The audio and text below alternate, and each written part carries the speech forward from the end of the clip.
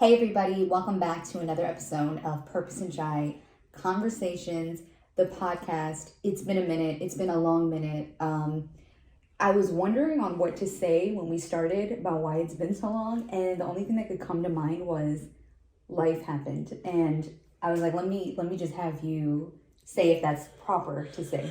Yeah, I think, over the last couple months, there's been a lot that's going on that we will discuss on the podcast, whether it be with Good people, stuff. with, good things that weren't so good. But, all in all, we want to be able to do a podcast that people are going to enjoy, that is going to help people, and something that is just going to be able to give people what we authentically are experiencing on a day-to-day basis. Can I ask you something truthfully? I know why I do this podcast, right? Why did you jump in? And you can be honest, because I think I know. I'm only doing the podcast because you want me on the podcast. So can I say something? Can I tell them the story about how it started? Yeah. Sam thought that it would be a good idea for me to start a podcast. He's like, I think you have a lot to share, and I think that it could help a lot of people and reach a lot of people. And I think I was nervous, if I remember correctly, and I was second guessing myself. And he really, honestly, kindly offered himself up and said, if it'll help you to bounce off of me, I'll do it with you. So, and then I guess he just stayed on because it does make it easier to have conversations with somebody and then to like discuss both of our experiences together. And then honestly, truthfully, that's Birdie. You guys are going to hear Birdie in the background. Yeah, that's fine. It's part of the podcast. He's part of the family. This is just what he does. Honestly speaking, I'll show him. This will be for the YouTube only people. All right, come on, YouTube only people. Take a look. This is what we had to deal with while we're trying to do our podcast. This right here. And then he starts doing this with his tail. Come on, roll over, roll over, roll over, roll over. That's a half. Roll over, come on, roll over, roll over. Okay, well, let's just start by saying Sam got to meet my dad for the very first time. And In Texas, yeah. So, as many of you know, it's been a very complicated, multifaceted, layered relationship between myself and my family. However, if I am being frank with you all, my dad has had his reservations about me, marrying somebody who isn't Pakistani. But my dad has also always been somebody who will still reach out to me, ask me how I am. My dad has sent gifts my way that were just honestly priceless and beautiful and super helpful. Yeah. And so he was a little bit more open to even mentioning Sam in our conversations. Yeah, I think what it was is that there's a lot of like unknown and this and that or whatever. I did get a chance to meet her dad, and surprised him. He seemed like a very nice human being. He didn't seem like what I thought. Before I actually got on the trip, I went back and forth for a couple of days about actually going on the trip. I didn't want to go because I didn't want to deal with like some sort of awkward situation, or now I have to go into protect mode and I've got to, tell people how it is because this is my wife and this is my relationship, and this, it's just uncomfortable to be unnecessarily forced into those things. So I think I had a lot of anxiety. Like my stomach was hurting. I never asked Sam to come with. I never forced him. This was a decision that he made on his own. At one point, he thought about not going. I said, that's perfectly fine too. Yeah, but then I realized that for your betterment, for your own moral support, it would be best for me to be there. Which I was so grateful for you guys. And we're getting on the plane and I could see that he's a little nervous. His stomach is hurting. I just really was overwhelmed with gratitude for the support and the sacrifices he was willing to make sure I'm okay. Yeah, I'm the kind of person, I don't want to deal with unnecessary stress if I don't have to. But, we went, and the first time I saw him, we ended up surprising him. There's footage on that. We ended up surprising him, and he was, he dropped everything that he was doing. He ran over, he hugged Tasha, he hugged me. And he was very, very kind.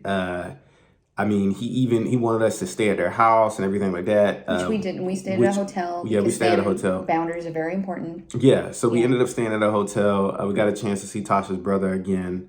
So it was all in all, it was a nice trip. I think how many days were we there for? Maybe 2.5. Yeah, about 2.5 days. Yeah. So it was really like just go there and then turn around type of thing. But I actually enjoyed it a lot more than I thought that I would. Like I said, I didn't sense any form of him trying to be like negative or trying to like slight me in any kind of way or whatever it is. He was very open. I mean, he paid for dinner for us. Like there were just so many nice things. Tried to fight for the bill because it's typical Daisy Yeah, manner. yeah, he was a very, very nice man. My dad is. Have I not told you my dad is just genuinely nice, and he has a good sense of humor, and he's really warm. Yeah, like I said, I know I didn't meet him beforehand, and we never had a conversation before we got married.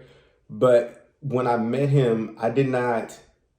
I would have expected for him to be a little standoffish. I would have expected for him to kind of like be like, "Oh, I'm glad to see Tasha, but I don't really want this person here or whatever." And when I tell you, like, I didn't get a shred of that whatsoever from this man. And I talked to my dad in Urdu, like just naturally, and anytime I talked to him in Urdu, he would respond in English, and I knew it was intentional because he wanted to make sure to include you in the conversation. Yeah, he was. This was it was a really good experience to be able to see him. Like I said, he was very, very kind.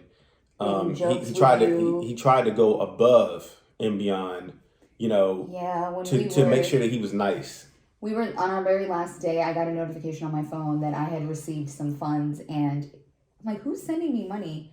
And it was from my dad. And he sent us a gift, I guess, for both of us. And and we didn't called him. Yeah, I called him right away. I was like, "Dad, why are you sending me money?" He said, "I hope that covers your guys' flights. I hope. Did it cover it? Do you need more?" And that's just who my dad has always been. And I'm not gonna get emotional because the funny thing is, I didn't cry once when I was out there. I shared it on Instagram, and everybody was like, "I can't believe you didn't cry. I'm crying watching it." I don't know, you guys.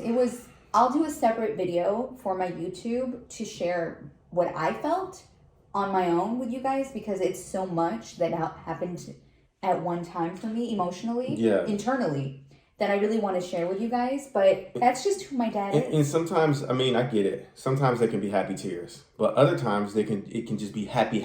Yeah, and I didn't. There were no tears at all. It was a good trip. It was nice to see him. Like I said, he was a very kind man.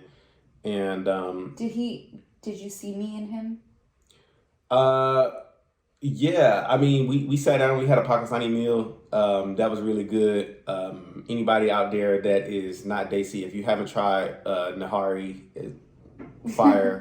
If you haven't had tandoori chicken with naan. Tandoori. I say it wrong all the time. Tandoori. Also fire. So, especially with onions loaded on top of it, it's really, really good. So what similarities did you see between, like, obviously I look just like him. You've said that before. Yeah. You look like him. His mannerisms, he's very calm. He says "what the hell" a lot. That's funny. Really? He's like, "What the hell, man?" He does. Oh, he's not to me, but right? like it's just like, you know how people talk and they go, "You know what I mean? You know what I mean?" That's his version of "you know what I mean." That's hilarious. I could hear it in my head now. Yeah, he seemed like a really nice man. I don't really know. I will share this just to give a tidbit of what I was feeling, and then I'll expand more in a separate video. Mm-hmm.